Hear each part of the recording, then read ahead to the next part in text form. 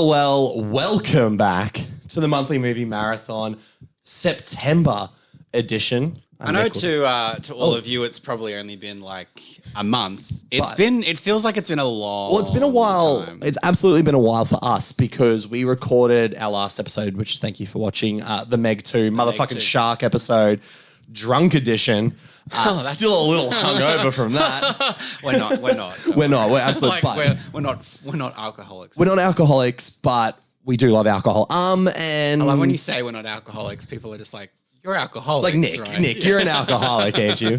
I have a drunk photo with Matty Johns and his wife Trish Johns, rugby league personalities from the weekend. I did see that. That'll prove that Nick is. Matty didn't look. I'll tell you what. He was having a great time and he was happy to be there. The photo does not resemble the fun. Trish, oh my God, having a ball. Sorry to all you movie fans out there. This is just where my love of rugby league coincides with this. He's straight. We got to. I'm straight. I got to talk about rugby league at least contractually once a show. They do. Matty Johns is a rugby league player and now media personality within rugby league, and his wife doesn't like his brother at the moment. They're in a bit of a feud at the moment. But him and his wife Trish and their two sons do a family podcast every week that I listen to religiously, and it's hilarious. So I saw Matt first, and then about an hour later, I saw Trish, and I was drunk at this point. I was like, Trish! She was hammered, gone, hello, how are you? And what was going on? And I was like, I love the podcast. I love you on the podcast. She grabs my hand and goes, I love you too. And I was like, can I get a photo? She's like, yes. And she's like nestled into me. It was the most intimate experience. Yeah. Meanwhile, Rhiannon's literally there in the line waiting for drinks going, who's this bitch? Yeah. And I'm like, don't worry, man, it's Trish Johns. Yeah. So thanks for listening to my drunken escapades from last weekend. Hair of the dog that weekend after our drunk Meg episode. Let's bring it back to the monthly movie marathon. So thank you for watching that episode on YouTube and listening on Spotify, Apple Podcasts, Google Podcasts, anywhere that says podcast after it. That's where we are. We had some good response. People being like they wished. I think I told people, you know what, have a drink when you listen to it. Oh God, yeah. You'll feel it'll feel more of a communal experience. You'll feel alive. Yeah. But also we got a great response because we posted a screenshot from the video before it was released of, I think I was bent back this way with a beer in my hand. You were looking like you were about to rip your brains out of your head. It was that real stressed photo of you. Yeah. And we got fantastic reactions from that about what the hell was about to happen. Yeah. Funnily enough, after that episode, really enjoyed the Meg 2. Was it good? No. Terrible movie. I enjoyed the last hour of the my God. 2. I will say our last act of Meg 2 is wild. The last act of Meg 2 is what you wanted all of the Meg to be. Totally. And it's what all of the Meg 2 should have been. I didn't hate the underwater stuff. I didn't hate it because I think there was still a bit of self-awareness, but it is the longest part of the movie. And the acting is awful. Terrible. But terrible, Muriel. It's like, I feel like a lot of them were kind of like aware of what was going on. Yeah. But yeah, the last hour, fucking banger. Brilliant. Banger of a film. Banger of a movie. Banger of a film. But yes, it is not good. It's not good. But that doesn't matter. You've all shown up to it because it's made bank. It's made bank and now it's on digital in the States so you can watch it at home. And yeah. But you know what? I just realized we haven't even introduced ourselves for the new listeners. We are so comfortable with you guys now that we're just like, you know who we are. But this is Nick LeBarrow. And that's Peter Gray. What do you do, Peter Gray? I'll tell everyone. Don't you worry. He's a film critic, Rotten Tomatoes certified critic man for the AU Review. Podcast and interview extraordinaire. Leading the charge for independent interviewing in Australia. That's what I'll say. Because unfortunately, we do have to watch sometimes mainstream people do interviews. And it's not that great. Not making enemies this early in the podcast, but Let's just say. Yeah. We've been in the junket rooms. We know exactly who we're talking about. But yes. But that is who I am. That is who you are. Who is this disheveled asshole? I literally For those not watching on YouTube, which you should be, I haven't had a haircut in about 6 weeks and I am having a tough time styling it. That's all right. And I said, as we clicked record, I was like, Pete, I look like a disheveled asshole. And as someone who's stared down the barrel of a disheveled asshole, welcome to the podcast. You could look a lot worse, Nick. If you clicked on this episode because you were like, oh, I'd love to watch this episode about nuns, and the first thing you've heard in the first 5 minutes is about disheveled assholes, you've come to the right place. But this is Nick Labaro, and he writes for Nova Stream Network. Are we still drunk from the Meg episode? That's the question. As well as Nicksflicksfix, where he does 30-second movie reviews. 30 second? It just gets shorter and shorter. 60-second movie reviews. In fairness, I did a 2-minute review for a film recently for Sound of Freedom, which we both reviewed in a sea of non-reviews in Australia. Yeah, so we'll just have a tiny let's brief touch on that because Sound of Freedom movie. It was filmed in 2018. Oh shit! I forgot that. And came out in the States. Yep. And it's collected like $175 million. Unreal, hey. It has beaten it's made more money than like The Flash. It's actually been a summer box office hit. That's crazy to think. Yeah. Whether you want to make the argument that was $170 million worth of people in those cinema seats? No. We don't, will we? I mean, I'm going to say we don't know because it gets debunked, then rebunked, and there's not enough information about it. However, all we can report is that $175 million was made. Is somehow in its bank. So there's been a lot of talk about this whole pay it forward thing that's going on. So can I bring up something about the pay it forward thing? You can, Nick. Because the pay it forward thing basically came through during the end credits of the movie in cinemas. Actor Jim Caviezel came up on screen during the credits and he was like, this is what we're doing. You can buy tickets on our website for other people to see the movie. We saw the film via screener and we did not get that message. So I was like, maybe they're not showing that in Australian cinemas. Yeah. However, someone I follow on Instagram put up the video that it was playing that bit in Australian cinemas as well. So it's interesting. What did we learn from that? Nothing. But I just wanted to bring it up. But the reason the film's garnered controversy is because a lot of the people that are supporting the film, it's you got your Trumps, your Shapiros, your Mel Gibsons, those kind of people that you're like, I don't know if I particularly want this. But then you would say divisive figures. And obviously its subject is about human trafficking, child sex trafficking. Yeah.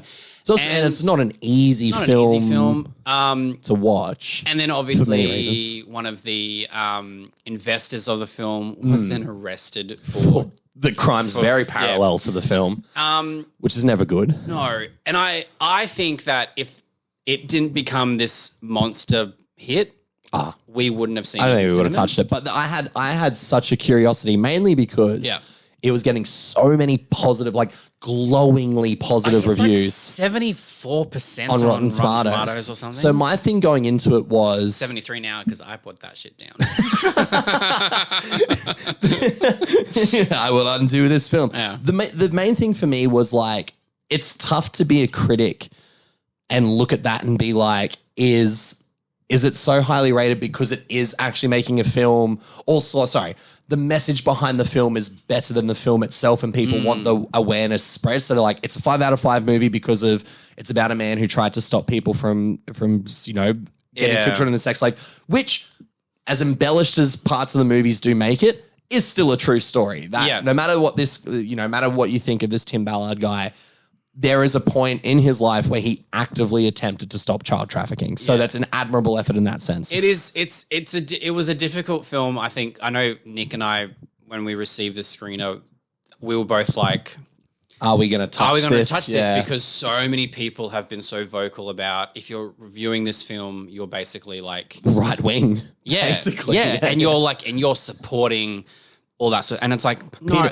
Peter Gray ain't one of them right-wing gays. I'm telling you that much for free sorry. right now. Sorry, guys. But then it brought up, we had this conversation where I was bringing up like, all right, if you're going to do that for Sound of Freedom, were you one of those people that reviewed The Flash? The Flash. And obviously we know that Ezra Miller, there was a lot of things going on with them for that.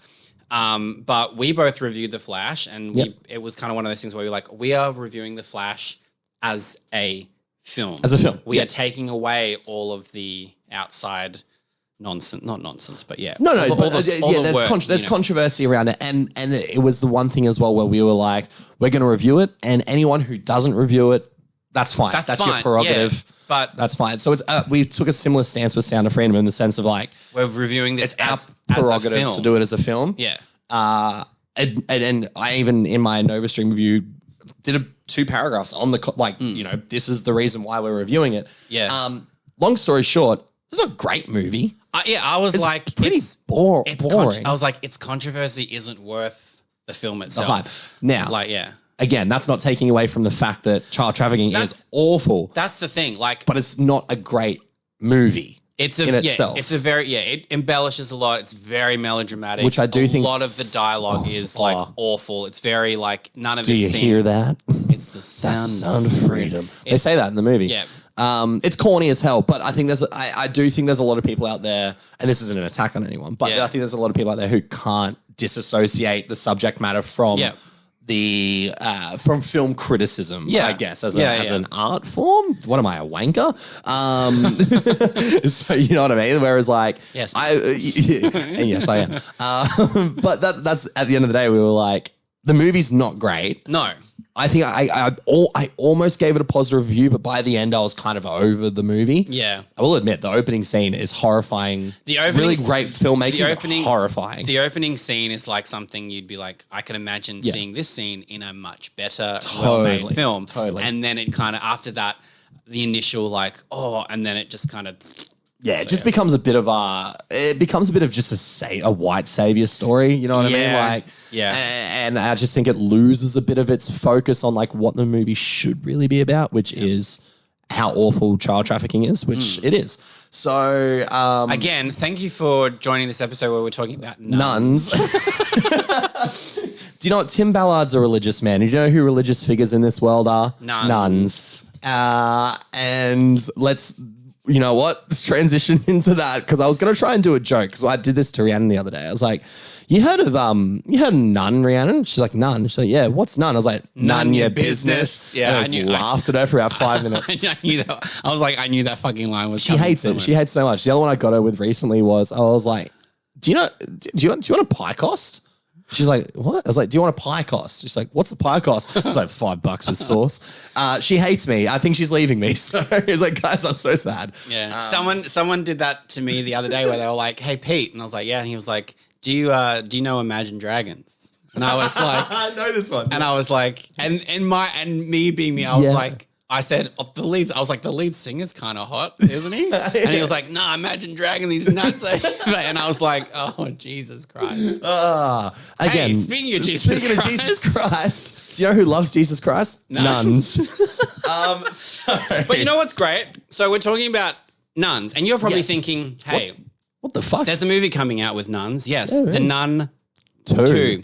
But just because The Nun II is to do with the Conjuring universe, you might think, wait, are Nick and Pete doing the entire Conjuring universe? And we say, no, we're not. Because we're innovators. We've decided, this came up within like literally one comment. Like we were just like, what movie are you going to do? And then we were like, and then we just said 2 titles. We literally spitballed because I think at the end of the Meg episode, we were like, we don't know what we're going to do next month. We kind of knew it was either... We were not in a state to choose. And we were kind of like, The Nun is the most, like, probably the biggest, and it's got the most, like, options. But we were both, like, not looking forward to doing all of the Conjuring films. And that's not a dig at the Conjuring films, which you'll find out a little bit later. Effort. But it's an effort. Especially at the moment, like... There's a lot going on. Yes, we're very, very busy. We're very, very busy men. And to try and put away six of the Conjuring films was a bit of a mammoth task. But we knew we wanted to do The Nun. which firstly involved rewatching The Nun. Begrudgingly. Yeah. But the idea we had that we spitballed was, well, let's do movies that involve nuns. And similar to how we've done Dwayne Johnson or Christopher Nolan, we were like, well, let's choose a nun movie each. So we chose our nun films each. What did you choose, Pete, to listen to this episode? The Sound of Music. And I chose Sister Act, which you may be thinking, but they're not horror films. And we're like, yeah, you're right. I mean, you're absolutely 100% correct. So what we've done... Not if we look at them in a certain way, I mean, the way we watched them was very horrifically. So because we then put it as a little challenge to ourselves to make this more Conjuring nun related, I guess. Valak, as her name is in the Conjuring universe. So we watched Sound of Music, we watched Sister Act, and then we were like, you know what would be funny? Let's try and find the best scene or scenes in the film where we could just drop Valak into those films. And then I also went the other way and was like, I know exactly where I'd put Maggie Smith. Maggie Smith in The Nun. In The Nun. Yeah. I like that. We'll definitely get to that. So we will be briefly talking about the Conjuring universe as a whole, but when we talk about Sound of Music and Sister Act, we will be as a disheveled hole. We will be also incorporating Valak, the nun from the Conjuring series, into them. And I like where I've put her in my movies. Are we fucking with movie history and tainting masterpieces like The Sound of Music? Taint. Sure. Yeah. But we do it for the clicks. But also, we do this because we got to rewatch The Sound of Music. Sound of Music and Sister Act, which are two fucking incredible films. Oh, God, yeah.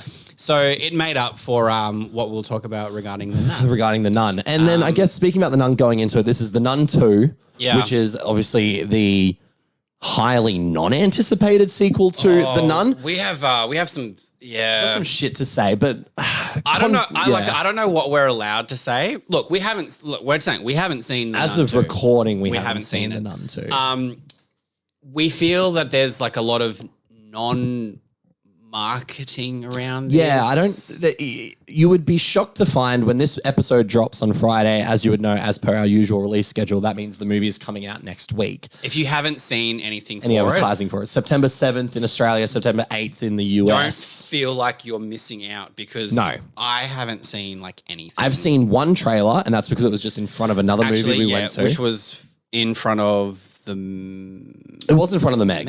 It was in front of the Meg. Weird choice. No, I guess not weird choice. No, it wasn't the Meg. Was there another horror movie we've seen recently? We watched a lot of shit. No, because that was the last Warner Brothers movie, wasn't it? It was the last Warner Brothers movie. Did they didn't show us anything in front of Blue Beetle? No. Okay, we forgot. We've seen the trailer in front of the Meg. But I'd love to rewatch that video and just watch our brains tick over, and I'm just sitting here going. But there's been I haven't seen posters. No, I haven't seen a bus drive by with a giant nun. I haven't seen a nun bus. I haven't seen ads for it pop up on Facebook or Instagram. The nun bus. Whoa. Oh my God. It's not nuns on the bus. I was thinking of Rat Race. It's all I Love Lucy. I was like, there's a movie right there. Nuns on a bus. But yeah, there hasn't been much considering that The Nun, the first one, was obviously super anticipated because this character was introduced in The Conjuring 2. And she's arguably like one of the most effectively scary characters. Not just in that film, but like so quickly became like a horror icon. Like I would say, obviously doesn't have like the backing these characters have, so don't come at me horror enthusiasts. But you think Freddy Krueger, Jason Voorhees... I would put Valak in there as like one of the most recognizable things in horror. Especially not classic, just recognizable. Recognizable definitely in like this modern. Yes, era. Totally, yeah. Like when you put her in it's the like that and the Babadook, maybe.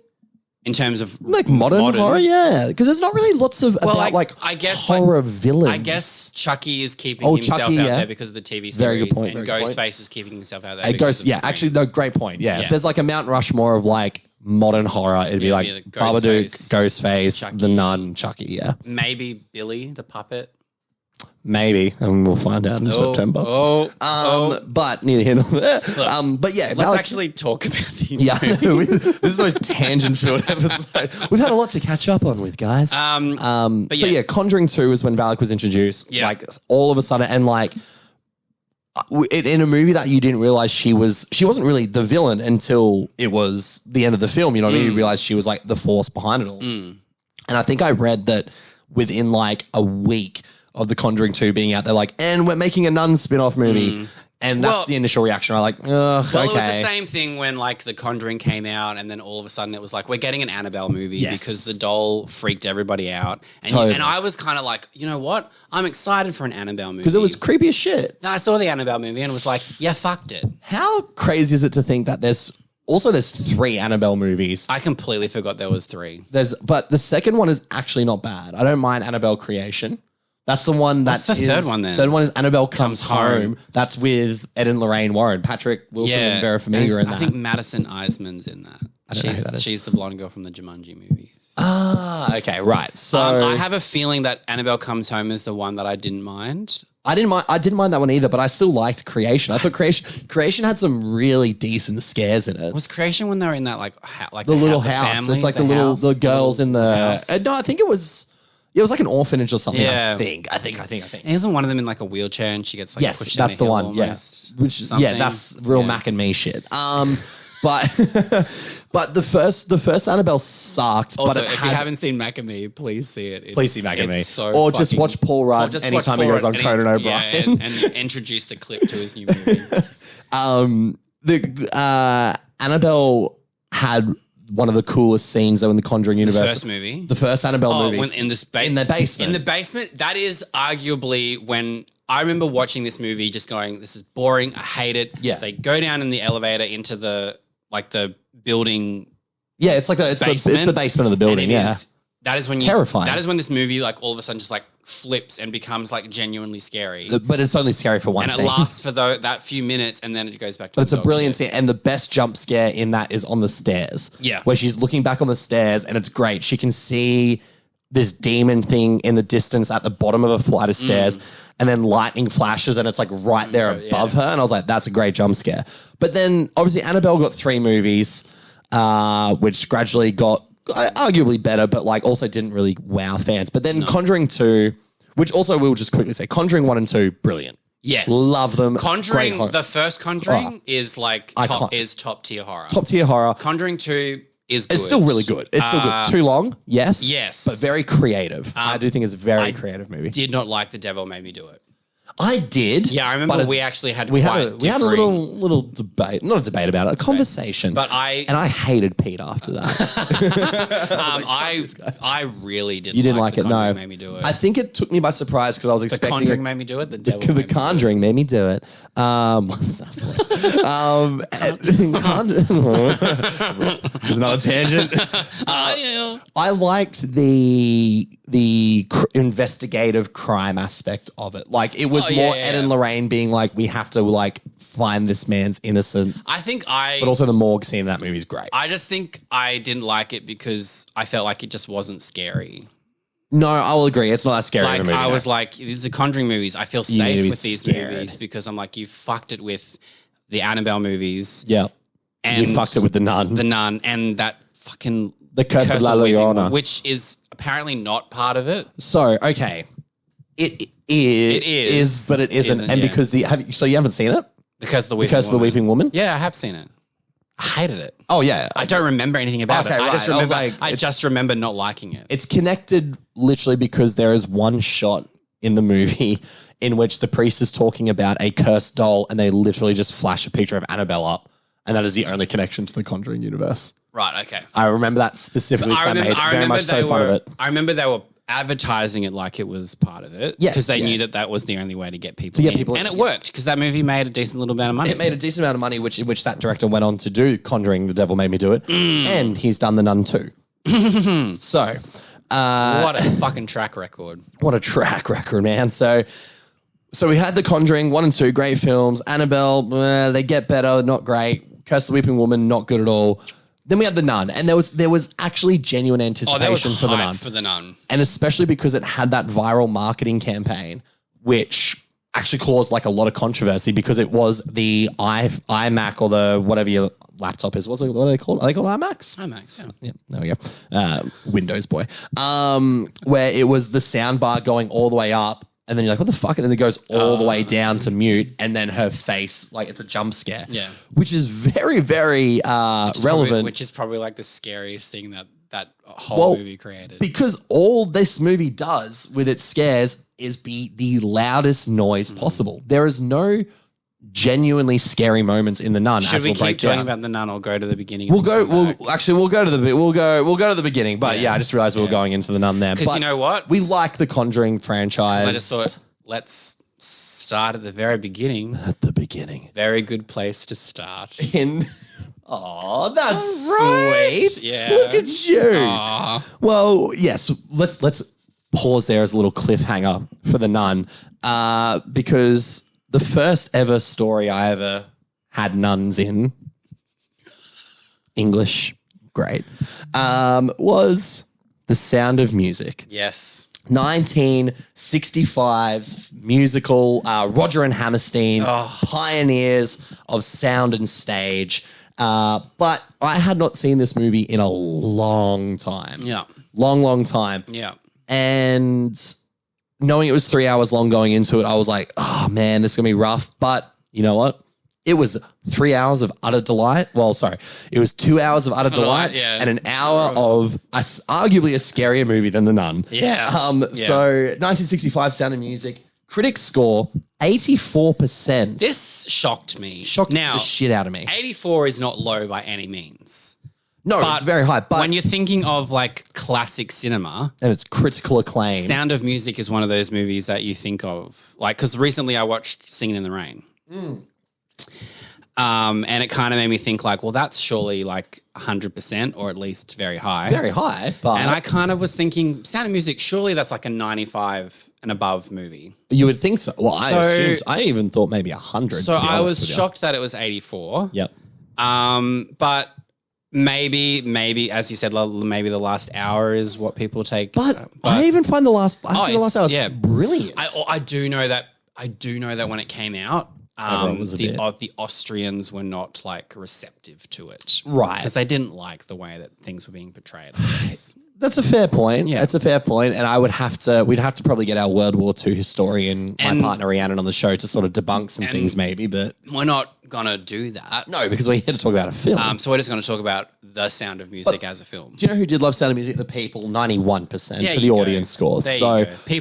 People get it. But what a wholesome film. Oh, what a lovely... my God. So this was a movie... This is schmaltzy. Yeah. So I grew up... I left my notes on the floor. I'm going to get them while you talk. I grew up with this movie. This was one that it was like this, Singing in the Rain, Calamity Jane, On the Town. Like my grandmother had this whole room where it was just like devoted to her old school VHS tapes. That's nice. Where whenever we'd visit, like me and my cousin would basically just like go to this room and put on a movie. That's and fun. Sound of Music was like one of those movies. Yeah. So I'd sort of grown up watching it, but I hadn't seen this in like a long time. I'm gonna say like 25 years. I'm gonna say maybe at least 20. Like I don't think I saw it past 10 years old. Yeah. So but then watching it was like it all just completely floods back. Yeah, right. That's the same thing with me, is that every time a song would begin, I was like, oh shit, I know this song. And I don't know the words, but I know the tune, I know the melodies. I forgot how, and I messaged this, I forgot how like epic this movie is. Right from the opening scenes. Like, right from the opening shots of just like the going around the hills and the mountains of Austria. Beautiful. And then I looked up like what it was made for. Yes. And what it made. Yeah, go. So it's like, I think it was made for like $8.5 million. Which is a lot for them. Yeah. And it made like 287. It made like 35 times its budget. Holy shit. And it was one of those ones where it obviously over time, more and more people like appreciated it. It gets re-released. It gets re-released. The gay community like fucking like just embraced it because they do like heaps of like sing-alongs. Right, yeah. Everything like Julie Andrews. So I didn't realize Julie Andrews made her film debut in Mary Poppins the year before. It's crazy, isn't it? Hey, Won an Academy Award, follows it up with Sound of Music. Sound of Music, which wins a Golden Globe for I mean, Julie Andrews in this movie is a force. Like, she is stunning. Yeah. Oh my God. She is beautiful. Yeah. She's got the pipes. Comedic timing is hilarious. gold. Also, I want to point this out. Probably could go toe to toe in her prime against Tom Cruise in a runoff. Oh, absolutely. She sprints a lot in this movie, and she looks dangerous doing it. No, she's a fucking quadruple, quintuple threat, whatever the fucking word would be. It's she's amazing. Like and it was one of the, like, I forgot just like how funny the movie is, but also how funny like she is. She's really funny. She's got the sass. Yeah. She got the sass, and she needs it against those unruly children. Seven children. Which, I mean, like back in the 1930s when it's set, you kind of go, oh, yeah, 7 children. I get Julie's response. I get Maria's response of like 7 fucking children. Jesus. So, and they're all little shits. Well, to start off with, start off with their little shits. They don't like when what was it called? Was it governesses who come in? Governess, who come into the house. The last They're one, not a fan. The last one was only here for 2 hours. Do you want to know who I think would sort out those kids fucking toot sweet? Who? Valak. Send her in. Send her in, I reckon. Yeah. Could you imagine their little lineup when they're like, tell me your age and your name and whatnot, and the Valak's just screaming back at them. Or like when the kids just start dying one by one. When the like the night of the like storm? The storm. Yeah. And then she's just like when the lightning strikes, she's just like in the corner. The little girl runs in scared. Valak's just fucking like munching on a deer or some shit. And the little girl's like, well, that's still weird. And not just any deer. No, a female deer. Ray, no rays, no drops of golden sun in that scene. Yeah. But yeah, I just wanted to quickly shout out Valak in that absolutely. scene. And when I was watching this, that's not the one. This is Maggie Smith is in the Nun. Maggie Smith, the sister act. But no, it's just so beautiful so to look at. Yeah. We were saying beautifully made movie. saying the Blu-ray transfer, at least for the Australian release, is unreal, fucking stunning. I'm shocked it's not I haven't seen a 4K anywhere. It would be like it almost like certain shots. I was like, this almost looks like. Do you think because 2 years will be its 60th anniversary? Do you think maybe? I mean, although I know 20th Century Fox not doing physical media in Australia anymore. So. Also, this is weirdly not playing on Disney Plus. I know. Well, it was lucky we had the Blu-ray. So, if you want to watch The Sound of Music, buy it. But you can't. Well, no, because I had a quick look. Is it as now? well? No, you can't find it anywhere in Australia. So we got literally probably the last copies in Australia. $10. Worth it. So worth it because it's an incredible film. But it's just like you're right. It's grand in scale. It's a beautiful location, not just Austria, but like the house, the mansion. Oh, yeah. As well. Christopher Plummer. What a young little stud he was. You wouldn't know it was Christopher Plummer, right? Because I think everyone like Christopher Plummer is like, he's like the old dude who's in everything. Yeah. Oh my God. He's a daddy. I was like, he's a daddy. You could hire me, Christopher Plummer. I'll be your governess. Oh, you be the Baroness. I'll be the Baroness. Baroness is a bitch, but he is so handsome in this film. Even when he's being like a real dad, when he's like real, like, you must all be in bed at 7 and there will be no dessert. Blah, blah, blah. Like, you're like, fuck, I'll listen to you, mate. Yeah. Like, I get it. Well, that's great. You get Christopher, I get Julie. Yeah. Everyone's happy. What a movie. I'd be like, and like, I feel like I'd be. Sorry, like, Valak. I'd be like best friends with Julie Andrews. Oh, God. Because I was like, she loves the gays. The way Rhiannon was singing along with the songs as we watched it, I was like, oh my God, you are just like, if Julie just knocked on the door right now, similar to how I was when I met Matt and Trish Johns. Right. Although sadly, Julie Andrews can't sing like that anymore. No, bless. Yeah, she's had some like insane vocal surgery and she's had nodules and stuff removed. Which is really sad because she went hard. Her voice is stunning. It's next level. It's absolutely stunning. Yeah. So there is so much about this movie. It's great. I love the scene where the dad, Christopher Plummer, hears the children singing just after she's fired Maria, and they all start bonding, and it's beautiful. It's just fantastic. Yeah. Yeah, he just walks in, is angry that the kids are basically like having fun. Yeah. Hears them sing. Which ain't allowed in this house. Hears them sing. Starts to sort of like briefly like hum along. I know. Then walks in, sings. They all so stop. adorable. And it's one of those things where you think almost in another movie, like maybe he would stop. Yeah. He keeps going. Then the kids join back in. It's so nice. And like the Baroness is there, like watching. She's like, I'm about to adopt all of you. Yeah, Julie Andrews is like, I'm not fired anymore because I brought the family together. And it was funny, like watching it. Like it made me realize as a kid, I obviously liked and remembered so much more of its pre-intermission. Yes. Because up until the intermission, it's a very light movie. It's a lovely movie. Like it's really funny. The music's like there's a lot of songs. There's just a really nice like levity and gaiety to it. And then we get intermission, which I was like, I loved that they kept that. They kept the intermission in, It says intermission. Then you get like a couple seconds of it. It's like an overture, yeah. A couple seconds of it being like pitch black, no sound. Then it comes back, and then you get a few, like maybe like a minute. I think it's like a minute or two, of yeah. Like the sweeping scores. And then we get like the back end of the film, which is arguably like a lot darker. A lot darker, yet still amazing. Yeah, it still has this like hopefulness to it. It does, but let's not, because we mustn't forget Austria in the 1930s. There's a little party called the Nazis. So we get a lot of like get a lot of Heil Hitlers in it. A lot of Heil Hitlers, a lot of SWAT stickers. And because of is he a colonel or a general? He's the Von Trapp man, Daddy Von Trapp. He's with the military. So Gaynor. It might be Gaynor. I will call him Daddy Von Trapp. Yeah, I'm happy to call him Daddy Von Trapp. He has an association with the military as well and is often being asked to go to other places. Send me to bed, Daddy. Imagine Valak asking that.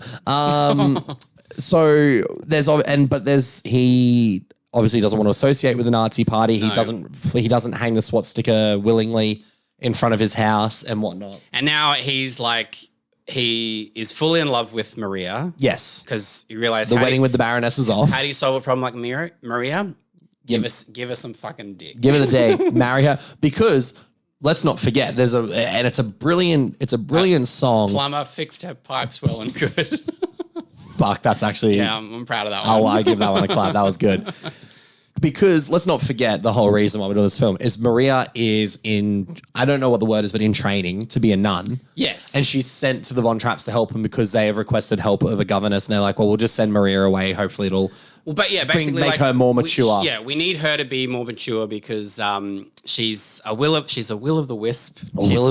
She's a clown. She's a clown. As the other nuns have a problem with her. So they send her off and... By all means, it should be a case of like, she won't last very long. No, exactly. And she'll come crawling back to the nunnery and be like, I love this life. Like, let me be.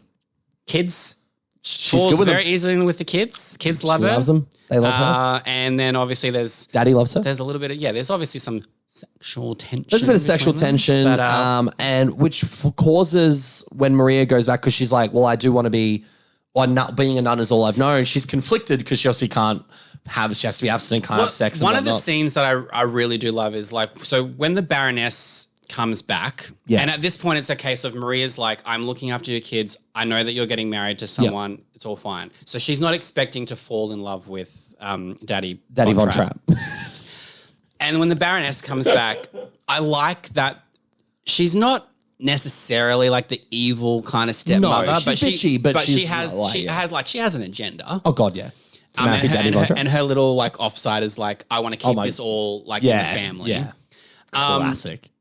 And I like that, like Baroness at one point comes out and talks to Maria and is basically just like, I see the way that you look at him and I see the way that he looks at you. But she's very just like, but that's not going to do anything because I know that you're not going to marry him. Yeah. So it's like, I kind of like that she's acknowledging like, I'm aware that I'm now not the woman for him, but society-wise and what I can provide, I'm the better choice. You're the better choice. And then it's also like, and you ultimately, I think you want to go back to being a nun. Being a nun, yeah. So it kind of then she goes. So it kind of pushes her. She goes. And her leaving means it's like she didn't say goodbye to the children. She just had to go. And then the other thing that I appreciate the film is that when she comes back, it's like the kids aren't. There's not that like you left it. Like the kids are happy to see her again. Ecstatic. They go to visit, and her. she comes back because the Mother Superior of the I was going to say the convent,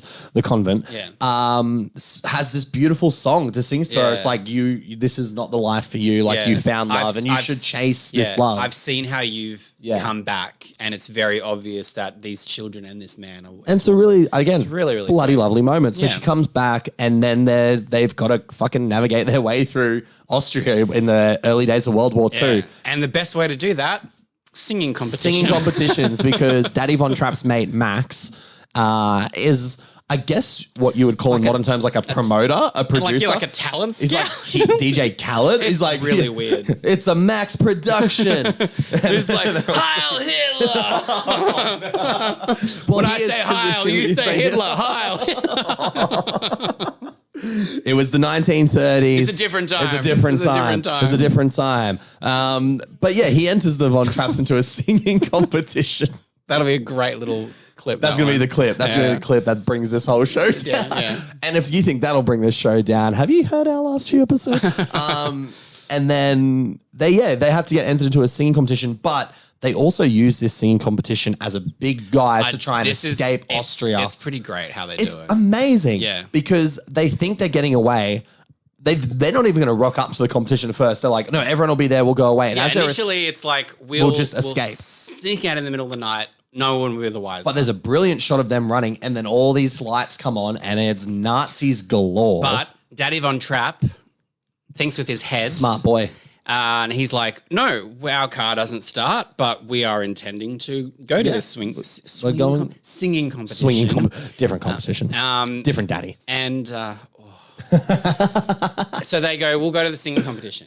Yes. And then Max is like, yeah, we'll go, but we'll get you out. We'll get you out. So they sing. And this is also, they sing and it's fucking beautiful. It's amazing. They're all so goddamn talented. And then they sort of be able to do the classic, we'll sing the so long, farewell, of Weeders saying goodbye.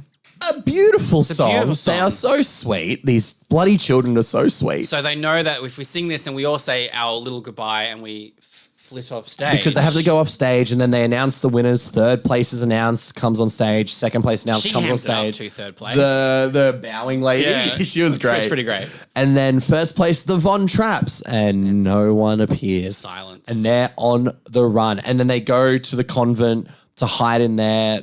I also don't fuck with the nuns, which is something we'll also bring up in both the next movies, Sister Act and the Nun. Don't fuck with the nuns because they rip out stuff out of the Nazis' cars so they don't start. Yeah. Which is great. Oh yeah, how they both go, I've sinned, so have I. And then they pull out the car parts. It's brilliant. But they're hiding in the cemetery part of the convent where they, like the fancy cemetery where they bury the priests and shit. Yeah. And it's genuinely...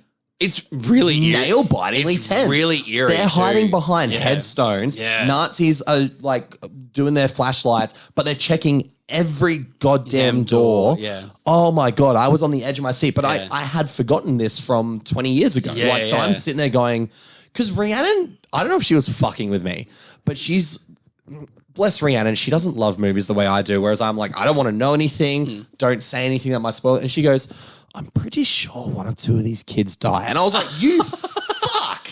I was like, what the hell? That would be heartbreaking. Imagine that. I was like, how's this movie G if they're killing children? And I was like, do you know who would kill children? Valak, yeah.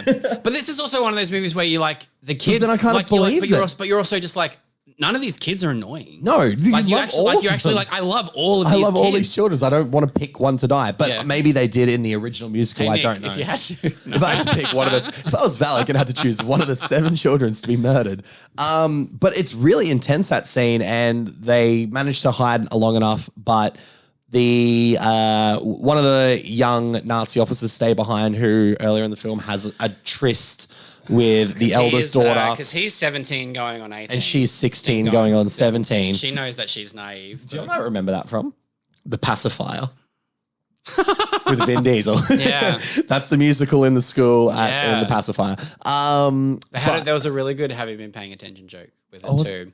where Tom Gleisner was saying like, like he was talking about the sound of music and someone's like, oh, what's your favorite? He's like, you know what my favorite song is? And someone goes 16 going on 17. I was like, oh, that's funny. Well played. That's good. Good dog. But he gets caught in the flashlight, but she pleads and goes like, please let us go. Like, we're not going to hurt. And he does because he does love her. Yeah. And the Von Trapps escape. They run through the hills of Austria. And then we get, beautiful, like, and basically it's like the beginning of the movie is empty fields, empty hills, and just Maria singing her little heart out. And then it's kind of like the same, not geography, same like scenery. It's the same backdrop and scenery and shit. And then it's her with her new children family. and the family. Really sweet. Do you think so? Because I also thought it'd be cool to drop Valak in that last scene in the cemetery. Yeah. Do you think she'd kill Nazis or the Von Trapps or just everyone? And who would you like her to kill? I think she would target the Von Trapps. Right. But I feel like Maria, she'd be able to like plead with Valak and be like, she'd sing to her. She'd be like, we're not the ones you want. And then Valak would probably do that thing like they look around and she'd be like, oh, you're attacking my place. Yeah. These people aren't. And then she'd probably turn around and do her thing. Get all malignant on them. Which would be fucking cool. Would be great. Did you have a scene you wanted to throw Valak in the Sound of Music? I think it'd definitely be just somewhere in that end, like the thing. It would be kind of cool, like in one of the earlier scenes, when they're doing the how do you solve a problem like Maria, if Valak literally just like she's just one of the nuns. She's just there. She's like, she's like, I'll know how to solve a problem. I'll fucking show you. Until her teeth come out. Also, one of the great things has this Sound of Music has an unintentional C-bomb in it. Oh, in one of the songs, yes. So no, it's in one of just the talking scenes where she's like, I can't face it, and then the nun goes back and she says, "What is it you can't face?" Right, that's from yeah. So she says, you can't face it," She's got this very traditional accent. But then everyone's kind of taken and been like, "What is it you can't face?" And then to be like, did she just call Maria a shit? So I'm not going to say the word because we're saying the word can't. I'm saying can't. Yeah, can't. You can't. You can't face it. You can't face. You can't face. You're a can't face. Whoa. Hey. We're talking about there's nuns in the room, man. Shout out to our nuns. Yeah. So another quick scene I'd throw Valak in is the first So Long Farewell at the dinner party in the house, because I'd have the kids singing and it would be like, so long, farewell. And then they'd start dying as each... I mean, we should write a horror film. That's all I'm saying. Or because at the end, the talent show, because we don't see the other acts. No. So when they announce who comes third, Valak just like walks just walks off, starts bowing and shit. Sorry for ruining Sound of Music for but all it of you. it is such like there's a Beautiful reason movie. there's a reason why this movie has like stood the test of time. God, like it is phenomenally made. It is just a beautiful film. And it's so funny. It's the best type of I forgot how funny it was. It's hilarious, but it's also, and this is a turn off for some people, but not for me. It's the best type of schmaltzy. I was in such a good mood after watching it. I've like just whenever like Julie Andrews speaks, you just smile. She's incredible. She is incredible. Yeah. But do you know what else put a smile on my face, Pete? I'm going to think it's this next movie, Nick. This next movie in our little nunathon, our monthly movie nunathon, which is 1992's... shouldn't it be the monthly movie? The monthly Newton... Yeah, the monthly movie nunathon. Well, I might change the cards for that one. Yeah. 1992's Sister Act starring Whoopi Goldberg, coming in with a critic score of 75%. Whoopi Goldberg, audience score of 63. 65. Yep, I can't write. 65. Unless that's gone up in the literal last 12 hours. Perhaps. Who knows? Look, I would say, yep, that makes sense. The scores, 75 more than 65. Yeah. Because this movie is incredibly fun. Yep. And I would say a good 75% of that fun is Whoopi herself, who's absolutely having a blast in this. Love Maggie Smith. Kathy Najimy.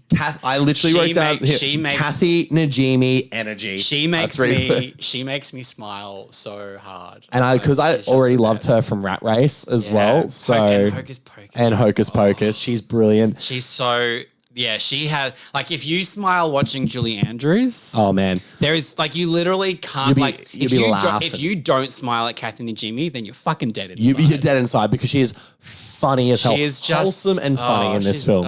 She's great. Love it. So good. But yes, this is the next Nun film. And I probably, again, like Sound of Music, haven't seen it for a good 20 odd years. Long time. Bloody hilarious. This is like what I would say is one of the best representations of a 90s PG comedy that has R-rated tendencies. Mm-hmm. And I would kind of love to see an R-rated cut of Sister Act. Because I think it would work. I genuinely think it would work as an R-rated movie, but still works as a PG. Yeah. Like it really reminded me, like, we don't get movies made like this anymore. No, not at all. Where it's just like this really sort of like fish out of water premise. Yeah, but the fish is in a completely a crazy pond. Yeah, like because so again, this was a movie like I don't know if I saw this in I remember seeing Sister Act 2 in the cinemas. Right, which only came out a year later, 1993. I don't know if I feel like I would have seen this in cinemas. This feels like something Mum would have taken me to. Yeah. But I remember renting this a lot. This was on Channel 7. I remember all the fucking time. All the time. And then it'd been a while since I'd seen it. Then I was flicking through Disney Plus and was like, oh, Sister Act. And I'm like, I don't own this, so I'll watch this on streaming and be like, but I am going to buy you. Just in case. So I watched it on streaming and was just like, fuck, this movie is hilarious. It's very funny. Then I bought the two, Sister Act and Sister Act 2. Yeah. And it just reminded me, I bought it around the same time that I bought Miss Congeniality. Oh my God. Did you also buy Miss Congeniality 1 and 2? It came as a double pack. But it reminded me like Miss Congeniality and Sister Act are really like oddly similar. Oh, they're basically the same movie. Because it's like the thing of like, it's the person that we wouldn't put in this situation. Yeah. There's like there's gangsters involved and guns and all that sort of shit. It's literally they're just on opposite sides of the law. Basically, yeah. But no, which is kind of great. I love Miss Congeniality. Yeah. Such a good movie. This made me like miss Whoopi Goldberg. Me too. Like the old Whoopi Goldberg. Like the Whoopi Goldberg who in the 80s and 90s was just killing it. It's not that I don't like Whoopi Goldberg now. I just don't watch The View and I don't care for The View. Yeah, and she pops like she's done a few like, you know, straight to video sort of stuff, and then she was in Till, obviously. Oh, actually, okay, yeah. But I don't remember her much in Till. But we don't get like Danielle Deadwild. Oh. Fuck, she was incredible. But we don't get like comedy star Whoopi Goldberg. Yeah. And I want her back. Because she's gold in this movie. Like straight from the opening of this movie when it's the medley of songs. Yeah. Like just her delivery, her facial expression. Like I'm just like I'm all over it. I love it. She's incredible. She's so good. I love as well that like in that 90s sense, like everything's very on the nose. Like the opening scene when it's a young Dolores is Whoopi Goldberg's character. And it's like she's in this convent school. And it's like, name the disciples. And she's like, John, Paul, Ringo. And I was like, that's funny. Like it's just, you know, she's just being funny, but she loves music. We get this great musical opening number. Musical opening's so good. Was that Whoopi singing? Yeah, it's Whoopi singing. She's got fucking pipes too, doesn't she? And what I love, it takes like literally like 18 minutes for the movie to go. She's a nightclub singer. She's with a gangster. Witnesses a murder. The cops are like, we need to hide you out. Goes into a convent. Yeah.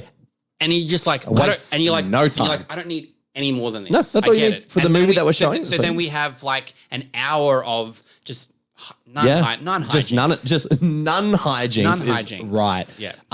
Let's not skip over the fact that... Hijnunks. No. That's a stretch. We're stretching there. That's a stretch. Let's not forget that in the mafia element of this film, the mobsters are led by Harvey Keitel. Smart, like mobster of cinema. The cinema's It's almost mobster. just like if you don't give Harvey Keitel, I mean, like Pacino and De Niro are probably too expensive for this. Oh god, yeah. Ray Liotta probably maybe too young. Yeah, and then especially like he's going. Well, he was probably Goodfellas around the same time too. Around the same, but Harvey Keitel, you're like Perfect casting. Perfect. PG Harvey Keitel is gold because when he comes out of court, he has to get he's been testified against or something, or interrogated, by the police officer. Yeah. And he comes out and the police officer's like, I'll see you in court. He's like, if you do that thing, I'll... Yeah. And I could just tell in any other world, Harvey Keitel, but listen here, you fucking piece of shit, I'll fucking fuck you up. Which is great. It's fun seeing Harvey Keitel have to restrict himself. But he is also having fun in this movie. But you can also imagine like Whoopi Goldberg when they're saying like, when her being like, I'm not fucking doing that. Like you can imagine that as well. So you're like, I'd love to see an R-rated cut of Sister Act. It'd be great. Oh my God. But you know, not originally a vehicle for Whoopi Goldberg. Who? Bette Midler. I can see it. Yeah. I can see it. Glad it was Whoopi. Yeah. Whoopi's got... Doesn't mean Bette Midler doesn't have charisma. I can see it being like Whoopi's initially them going, I can see Bette... Because Bette Midler at that time was also very much known for being like... She was like the brassy, loud singer. Like it would have been like a really big... Had the comedy shops. Would have been a really big thing to be like, oh, we're putting Bette Midler as a nun, which, you know, it's kind of like saying like Madonna's a virgin, like... But... And then apparently... Great point. Apparently... So I saw an interview with Bette Midler many, many years ago where she was talking about working with Shelley Long. Okay. And it's funny watching this little interview because they basically say like, how was I working with Shelley Long? And she's like, it was tough. She's like, you're basically saying we didn't get along. Yeah. And then almost like halfway through her answer, because they're like, would you work with her again? She's like, no, I probably wouldn't. And then halfway through the answer, she's like, oh, if something came up, I'd probably work with her. Because it's almost like she's gone, shit, I've just said... Shelley Long is difficult to work with. I don't want to do that. And then Oprah, it's an Oprah interview, and Oprah says like, oh, well, we almost made a movie together, didn't we? Yeah. And a lot of people think that Bette Midler was Whoopi Goldberg and Oprah was Maggie Smith. Wow. I don't think... Okay. I don't know. Like, Oprah's not a bad actress, but Maggie Smith. Maggie Smith is perfect. Quintessential in that. That is peak Maggie. And also, Maggie Smith, I feel like she's been this age for so long. She even looks young in this. Yeah. Like I was like, stunning. That's a stunning Maggie Smith in 1992. But I love Maggie Smith. I love Maggie. Love Maggie Smith with all my heart. Yeah. She is funny. She does the strict tight ass nun, and then she does the lovable, I've seen the error of my ways and nun. there's just that little smirk. She's got a little cheek about her, doesn't she? Oh, Maggie. We love her. Little Maggie. But I think the thing that really stuck out to me about this movie, because so it's witness protection after witnessing Harvey Keitel murder someone, and then goes to the convent. Obviously, you know, she's been a singer her whole life. And she's been a singer. She's obviously a bit promiscuous. Promiscuous, doesn't mind sex, doesn't mind drinking. Nuns, cover your ears. But she goes too late. Yeah, sorry. Disheveled assholes where we probably lost you. She's in the convent and she's like, doesn't want to follow the rules, and the other nuns are like, well, who is this harlot, basically? But she wins them over. Yeah, so, because like... Without being overly promiscuous, yeah, because like Maggie Smith's really the only one who is aware of who Whoopi Goldberg truly is. Yes. So all the other nuns are just like, oh, you're just a new nun. From a more progressive convent. Yeah, apparently you've come from this very like progressive Las Vegas, Reno, like where, and they're all very like, good. Like, I wonder what it's like there. Oh my God. And yeah, right from the get-go, like, you know, having dinner and Whoopi Goldberg's just like, this is awful. And then she's like, well, maybe you'll go without, and takes it away. You have she's to like, fast she's like, to know that's the, and it's those little bits of physical comedy that are really great. And then it's like, you know, she hears their awful singing. Yes. And Whoopi Goldberg's like, well, all right, if I've got to stay, let's get this choir going. I'll say this, that doesn't really kick into like over an hour into the movie as well. We get a lot of nun hijinks before that. I will say that first performance when they're actually like legitimately good. It's great. It was like it's so joyous to watch because initially they're singing in this very quiet, like it's very like what you expect a nun choir to be. Yeah, absolutely. And then, you know, you just get the clapping, the little, gets me going. The little like I found myself I was doing it on my nails. And then that's when you get like Kathy and Jimmy, whose voice is so loud that they're almost like, we've got to find like a good spot for you. And Wendy McKenna, who plays one of the other sisters, who's kind of, I guess she's kind of what Maria was in Sound of Music, where she's like, she's training her training. She hasn't fully like enveloped the habit just yet. Hey. And she's got like, and Whoopi Goldberg's like, I've noticed that when you're singing, you're moving your mouth, but you're not actually singing. And it's like, she's scared to do it. Yeah. And then we get this like voice like pulled out of her, not actually her singing voice. Okay. It was a good voice. Yeah. It was a great voice, but okay. So she's lip syncing. She's lip syncing to like another girl. Right. But yeah, so she gets to sort of, spread her wings. And, initially Maggie Smith's like, this isn't what I wanted. Well, like you've turned them into pop stars, basically, yeah. But then you're also like, but now all of these people are coming to the church because they're like, this is legitimate good. And you know what? I'd fucking go. I'd go. It's like a free concert every Sunday. But then for someone who's in witness protection, not a good idea. All she's going to do is bring attention. The news come and film her. She gets called out for that. It's like, why are you on the news? She's like, I wasn't expecting it. She's like, I wasn't expecting it. So then they managed to. The two of the goons are like, we saw the news. We know where she is. And then, then the nuns are in a singing competition in Reno, of all fucking places. Of course. In which they get followed by Harvey Keitel and his goons. And I love... there's a fun little chase in the casino. But I love that when they finally get to her and pull the gun on her and they're just like, you're a nun. We can't shoot. Kill a nun. So they both kind of go, oh, maybe we'll just... You close our eyes. Do it. And then it's fun because they go to Harvey Keitel and they're like, we can't. She's like, she's not a nun. Yeah. It's like, you can just kill her. One of my favorite little like visual jokes is in this. So at the beginning when Whoopi Goldberg's performing and the group that she's in is called the Rennells. Yes. Yeah. And then when they go back to Reno and you realize, okay, they've obviously had to replace Whoopi Goldberg. Oh, yeah. On like the marquee, it says the Lerons. They've literally just changed the letters around and brought in like 3 dudes to do it. I saw that and was like, funny. That is fucking hilarious. That is a good bit. Oh my God, that's funny as fuck. It was one of those things that it wasn't until this last watch that when I saw it, and I was like, oh my God, I was like, that is actually funny. really, really funny. Yeah. I mean, I love all the stuff in Reno and in the casino as well. It's just great slapstick comedy. Oh yeah, because they're all wearing habits. So they're like, which one are nuns you? Everywhere, but then they're fucking with the mobs. Like, don't fuck with nuns. Yeah. They're messing with the mobsters. I would put Valak in this scene, by the way. As one of the nuns that gets turned around. Exactly. When he turns around to the old lady, I was like, I want it to be Valak. It's a jump scare. She bites her face off or some shit. Also, considering they're a little bit more progressive in their music by the time, maybe you do a little bit of a screamo song. And if you want your little screamer, put Valak in there in the side and she can just... Yeah. I'm sure there's some form of screamo hymn out there. Yeah, maybe like, when they're doing the like, I can't be turned away from my God. And then like they go, what you say? Valak's fitting in a lot easier than I thought she would. In that casino bit too, I absolutely love the joke where she goes to the roulette table and she's like, put it on red 23. She's like, how would you know? She's like, points to the sky, and everyone is like, oh, fair enough, red 23, and it's like red 13. And she's like, and I was teaching all of you a lesson. Yeah, it was so funny. She's great. Whoopi is so great. Yeah. Another fantastic joke is once she's in witness protection for the first time, a notice comes across the detective's desk and it's a reward for a lost daughter. And it's Whoopi Goldberg's face. Yeah. So obviously Harvey Keitel's put out this thing. He's like, I've lost my daughter. And then it says $25,000 returned dead or alive. And he's like, I don't think it's the daughter.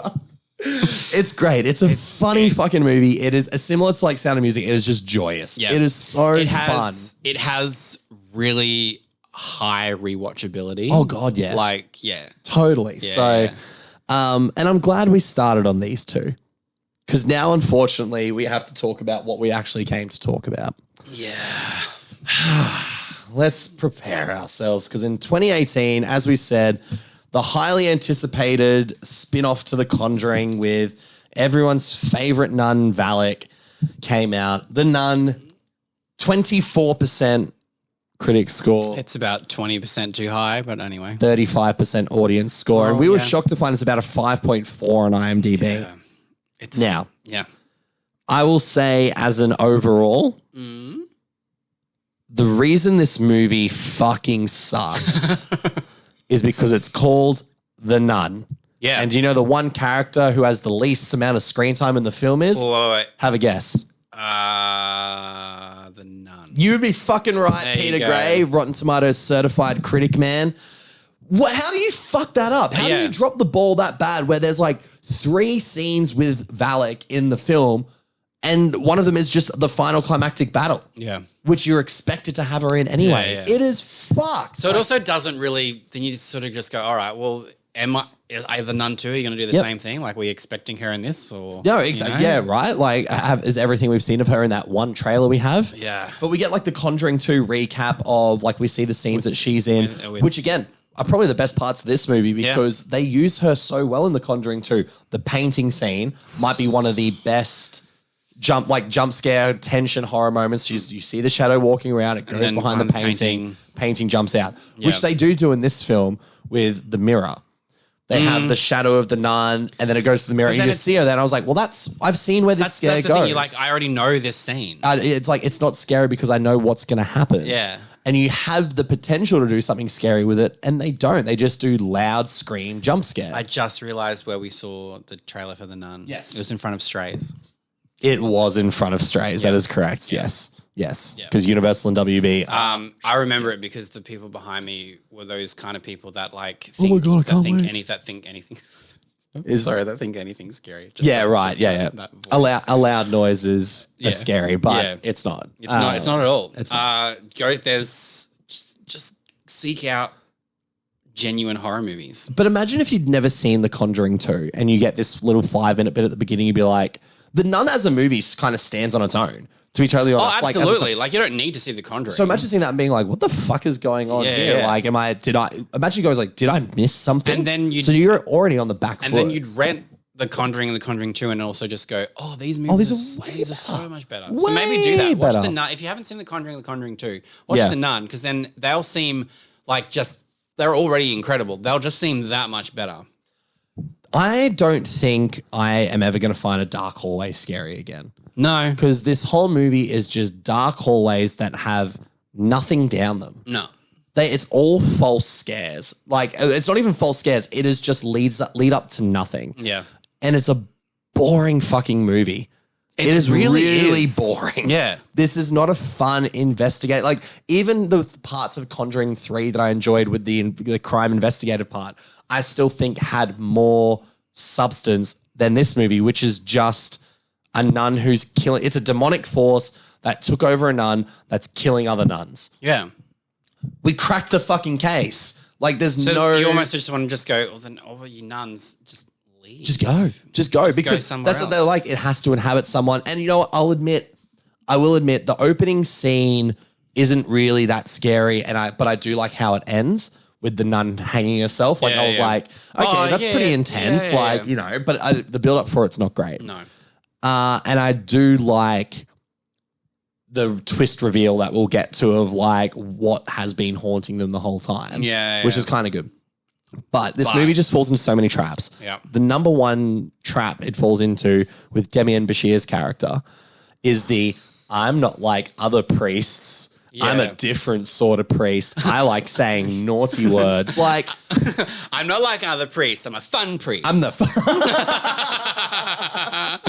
But that's what this is. Like, his opening scene, he's like, you don't follow the rules. He's like, yes, I do not follow the rules. That's how I get my shit done. It's like, fuck, dude. Okay. So, look, I don't think Damian Bashir is a bad actor. No, actually, I will say that. Neither do I. In this, he's not good. And same with he doesn't have a lot to do. Same with Thaisa Farmiga, who is the sister of Vera Farmiga. I definitely for a long time thought daughter. Yeah, but they're sisters. And I don't want this to come across like intentionally mean on their behalf. No, but the way that they portray these characters, the way that they deliver their lines, to me, it was like if you ordered Antonio Banderas and Jennifer Love Hewitt off Wish, this is what these would be. Fuck, that's funny. I like that. That's what they are. Are we watching like the acting level is like the porn parody of The Nun. Basically. But like, again, it's not against them because they do not have a lot to work with. Like two of the lines that just made me punch the air. I was about to say punch a vicar, but so one of them is she's like, they thought I was mentally unstable. Yep. And she's like, or worse, a liar. And I'm like, how is a liar being worse than because she wants to be a nun, that's why. But that line, but it's poor. It's a poorly written line, but also it's poorly delivered. And then the other one that it made me burst out laughing because of just how fucking stupid it is. Yeah. And I think it's Demi Moore and Frenchie are talking, and he talks about what does he say? He says we need the blood of Christ. Yep. And then Demi Moore goes, oh, Jesus Christ? Like, which other Christ would you be talking about? Like the fact that he's just like, we need, like, oh, I just need you to clarify. It's Jesus Christ. Like, right? There's another line where Frenchie, who is like their guide. Call him Frenchie, by the way. Hey, they call him Frenchie. Because like straight up, they've like just met him and they call him Frenchie. I'm like, it's a bit rude. It's like, it's just because but at one point, then it's not to the end of the film. He's like, I'm actually French Canadian. Great, it's a good bit. But he at one point goes, holy shit. And then Demi Moore goes, yes, the holiest. And I was like, for fuck's sake. Like, this is why we need fucking writers in Hollywood, because I think this was an AI script. Oh, it's, this this really actually makes you just go, pay your fucking good writers. Because also, if you paid someone for this, pay people more. It's so bad. It's so bad. It's so fucking bad. It's boring. Because even at the beginning, I was like, fuck, they're going on this mission quick. Like, they're not messing around. Nah. They team up and they're already on their way to the convent and they run into Frenchie. And then we get 10 minutes of walking through the forest. Yeah. And I'm like, I don't care about any of this. Of like, give me more spooky scares. Not Banderas and not Jennifer Love Hewitt talking about just bullshit. But then the worst thing is that once the scares start happening, they genuinely. But here's the thing: they genuinely repeat scares. Yeah. So there's a scene in which Demi Moor's character goes outside into the cemetery and he sees things in the distance with his light, and he gets knocked into the grave. Literally, the next scene, which involves Taissa Farmiga's character. She's forced to go outside because of a spooky scary. And then she is in the cemetery doing the exact same thing. And it's like, you can't repeat the scares like that. And then not only is that, it's copying from the other films as well. Yeah. Every single jump scare is just a loud noise. Yeah. And that doesn't make it scary. That just means you've been shocked suddenly. It doesn't actually, my heart rate goes up for a split second, and then I'm back down and be like, okay, that was cheap. Like, and the beginning of that scene, when he bumps into like the little kid, yes, and the snake comes out. Admittedly, I was like, that's cool. That is a scary effect. Yeah, the snake coming out of his mouth made me like really like uncomfortable. Yeah, it's a gross thing. Yeah, I was like, that's gross, and then. Yeah, then him like backing up and falling into the grave. Initially, I was like, that's actually kind of cool. Oh, yeah. To fall into the grave. Then I actually didn't like that the grave was like pre-written with Eli's father. I was kind of like, you lost me. That's a little on the nose. Yeah.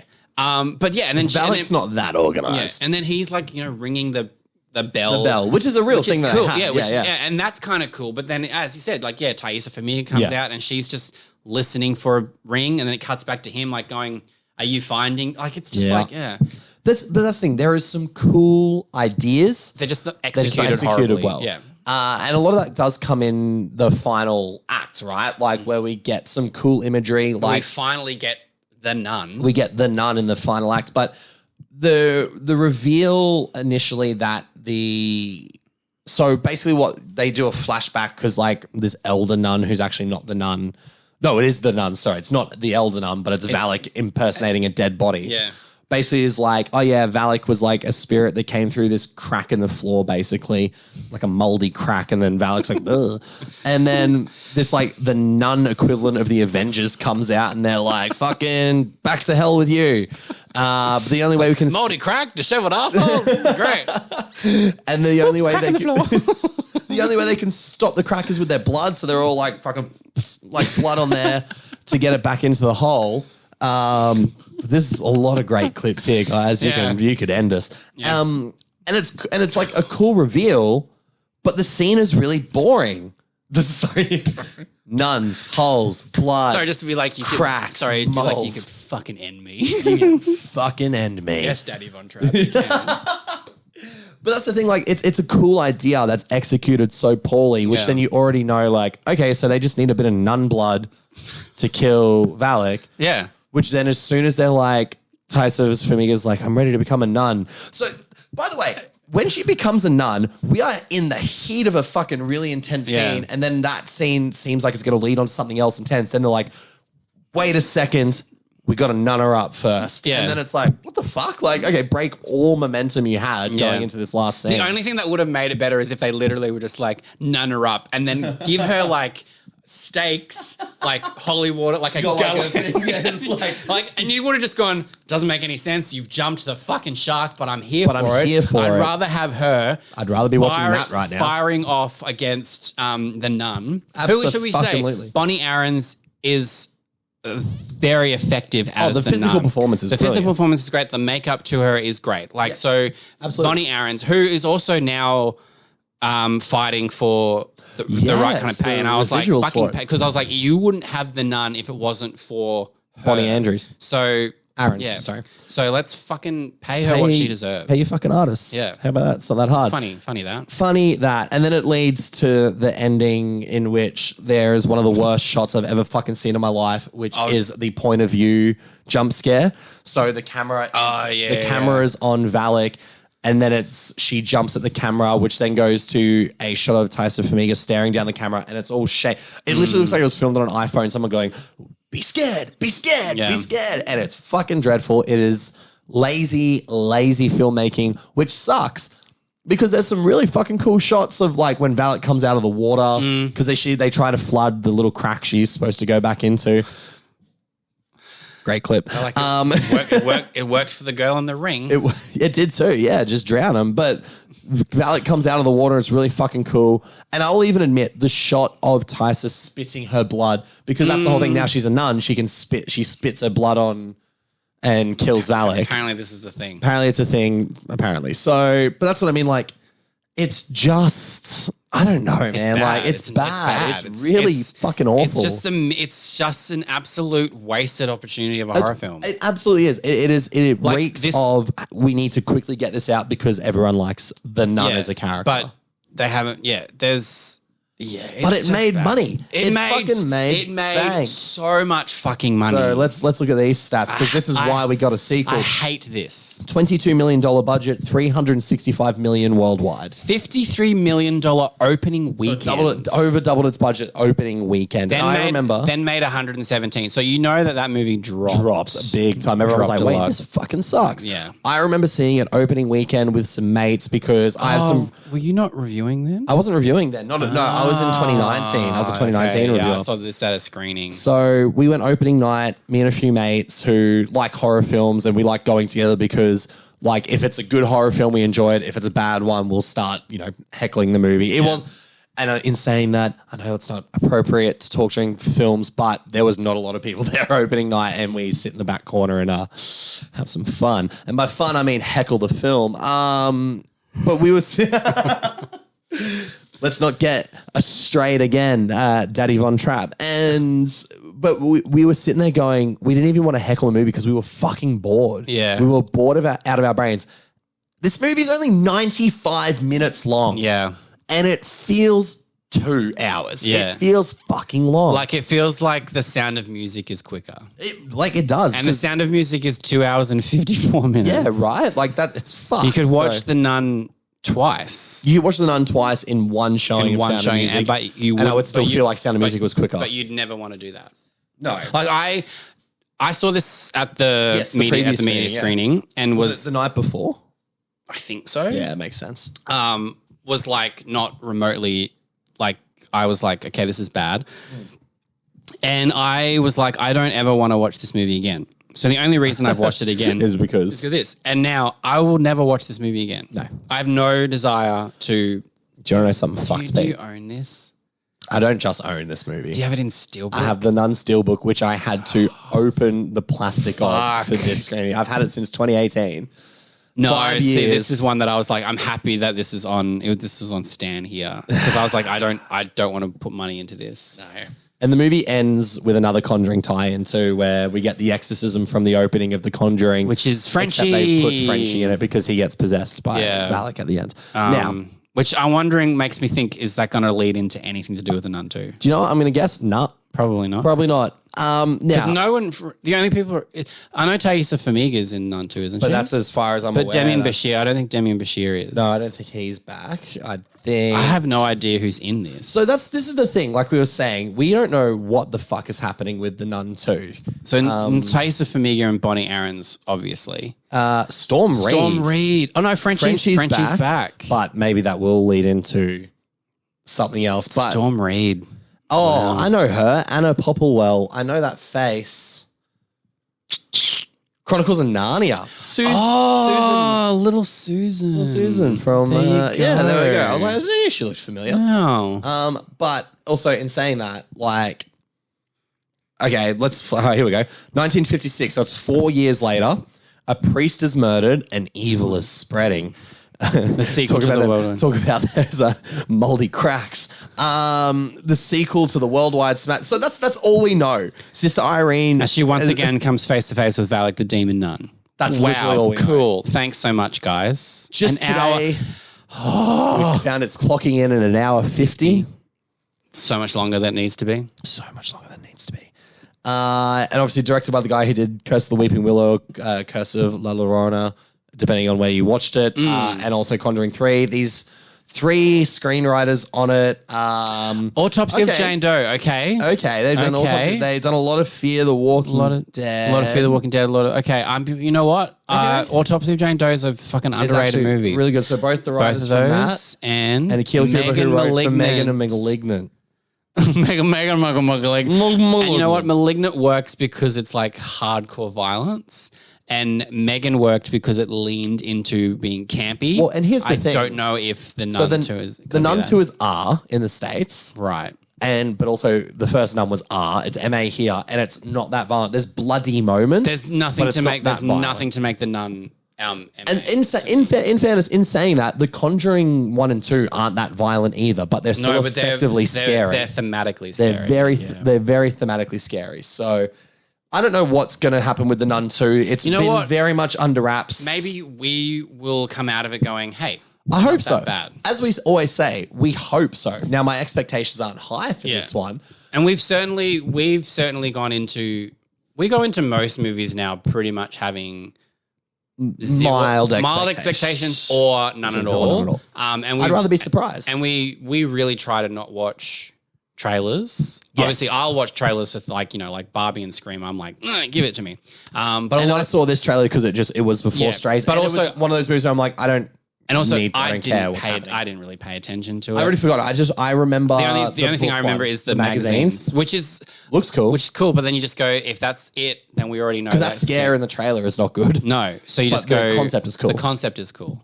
So yeah, I can't say that I'm what the kids would say frothing at the bit to watch this movie, but look, we always, as always, want to be pleasantly surprised, but. It comes out September 7th here. Was it September 6th or September 7th? September 7th. Whatever Thursday is. Yeah, September 7th. September 7th. We've received the official embargo. Not looking good. Yeah, the embargo's weird. It's a weird embargo. That's pretty much all we can say. Yeah, we won't say we won't go too much, we'll just say that it's just not indicative of quality. It doesn't give us a lot of confidence either. So we'll see what happens. But yeah. But that's Nuns. But out of all of this, takeaway, watch Sister Act and watch The Sound of Music. And you know what? Buy Sound of Music. Buy Sound of Music and just buy Sister Act because it's worth it. Who knows when that movie's going to disappear. But also, let us know in the comments of the YouTube video where you would put Valak in those 2 movies after you watched them. The other thing, in The Nun, when I guess she's Mother Superior is talking to Thaisa Farmiga and basically tells her to go off and do her thing, and she turns around and like just like keeps shaking her head. In I was like, that's Not fair. I was like, not fair. To me, I was like, that's Maggie Smith. Right That's there. Maggie Smith. Yeah. I would put Maggie Smith in. Yeah. The Maggie Smith could beat Valak with a stare. Yeah. Fuck her up with a good fucking stare, I Yeah. reckon. So, but that's The Nun. That is Nuns. Nuns. Leading up to The Nun II, obviously in cinema September 7th. Thanks to our friends at Warner Brothers. But that's another episode done. Done and Nusted. None. Oh, no. None and Nuns. Nusted. But Yeah, Pete, that's probably- hey, that's- you know that's what? Let's better. bring the mood up. Let's bring the mood up. Oh, I was like, are you going to spank me? Well, spanking could be on the cards for the October episode of Monthly Movie Marathon because it's that time of year. I was like, I just followed through. I just climaxed. For the last 2 years, there has been a film series that has become possibly the staple of the Monthly Movie Marathon. It really has. Where we invite two guests on. Are they coming back for this one? They are coming back. Both are confirmed to be coming back for this episode. So happy. One of them is the second love of my life after Peter Gray. Nicholas. My girlfriend, Rhiannon Newberry, and our best friend, who is also the co-host of another podcast around The Book Was Better, George and Mold, will be back because there's a movie coming out in October in Australia on Amazon Prime, After Everything. So in the lead up to After Everything, we will be discussing last year's fantastic fourth film in the After franchise, After Ever Happy. Which I have not seen. Peter's not seen because if you remember from last year's episode, we did the episode 2 nights before he was flying to TIFF, and we saw it while you were at TIFF. And it's just slipped, gone by the wayside for now. Because I was also like, I know that I can't watch this movie without Nick, without Georgia, and without Rhiannon. So I was like, are we watching that movie first together? Oh, God, yeah. Okay, After Ever Happy. Oh, God, yeah. Okay, yeah. cool. No, we'll be watching it together. Otherwise I would have probably I would have binged it straight away. But I was like, you know what? I need to watch this. We're gonna watch this with the After crew. And we will be in great moist detail be describing that film. But you guys have made you love the After ones. They're the two most listened to episodes of the entire show. Yeah. And this will be the first one in video format. Ooh. So you will be able to see just our... Because if you think it's fucking hilarious on audio, you just need to see some of the reactions that people give physically to some of the shit that's said. So we are gearing up for a huge episode in just October. Every time we go, you know what I just realized? Yeah. The Nun. Oh my God, Taisa! Oh my God. On that note, obviously YouTube, Spotify, Apple Podcasts, Google Podcasts, fucking get some towels ready for October because it is going to get wet. Yeah. This is going to be a fun fucking episode. I cannot wait. Wild. It's going to be wild. But thank you all, as always, for your support. Pete, where are you? If someone went on the internet and wanted to find Peter Gray, where would they find you? You could find me on the gram. You could find me on X. Yeah, I still call it Twitter. I still put Twitter in when I'm doing it on the desktop. So, fuck you, Elon. I do what I want. Rated PDG as well. You'll find all of my goodness on the AU review. Amen. And Rotten Tomatoes. And if we were looking for you, more than 30 seconds, Nick, where will we find you? Well, for under 30 seconds, OnlyFans. Over 30 seconds, Instagram as well, Twitter, X, whatever you want to call it, nicksflicksfix, NovaStream Network for reviews and interviews. If you please also head over to the NovaStream YouTube page. We've got some great video interviews that have gone up recently with Neil Blomkamp, Nikolef for Voyage of the Demeter, Josh Greenbaum for Strays. It's been really fun doing a lot of these video interviews. I've had a lot of fun doing them. So if you can go watch them, that would be fantastic. We got a couple potentially coming up. We'll definitely have always knock on wood. We'll definitely have interviews going out for Blue Beetle in the September release of Blue Beetle. Yep, we both spoke to Angel Manuel Soto, the director for that. He's just a sweetheart, awesome guy, a lot of energy, a lot of fun, really kind. We'll also be having our past lives interviews. Oh my God, with Celine's song. Unfortunately, not videos for those. No, but still incredible film, and she was an incredible interview. And there's I've got Retribution. with Nimrod and Tell. So I spoke to him, and as well as Mel Eslin, who wrote and directed Biosphere. Oh, yes, I did see he was talking about that one. So yes, she's on there as well. And then, a couple more in the pipeline, a couple more got some, maybes. Yeah, got some fun ones. Yeah. One we got an email for today that I am very much hoping I get because... But all that in good time. You'll when we know what we can say. You'll know. Trust me. You'll bloody know. But obviously let us know what you think of The Nun II if you go see it. And until next time, bye!